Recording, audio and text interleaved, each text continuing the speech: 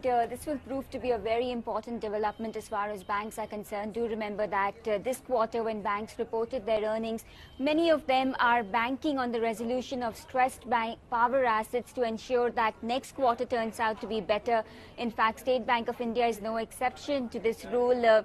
At this point, we are given to understand State Bank of India along with other lenders like Axis Bank, also PFC, have identified two assets. This is KSK Mahanadi. This is a project of KSK Energy that owes banks close to 18,000 crore rupees. This has been put on the block, and we are given to understand by the end of this month, bankers are looking to tie up the deal, and the front runners are Adani Power and Vedanta.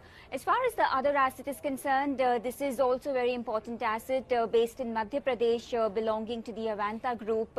In fact, the Jhabua project has been a key asset, a very lucrative asset with the point of view of power producers. It owes lenders 4,300 crore rupees. The distress in the thermal power segment had its toll on these projects, which now has an installed capacity of 600 megawatt.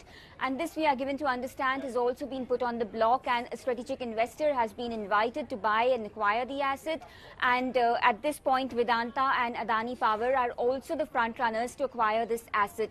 So do remember, Reserve Bank of India has stipulated by the 27th of August, any asset which is worth over 2,000 crore rupees in terms of the loans they owe to banks will need to be resolved, failing which they need to be referred to NCLT under IBC norms.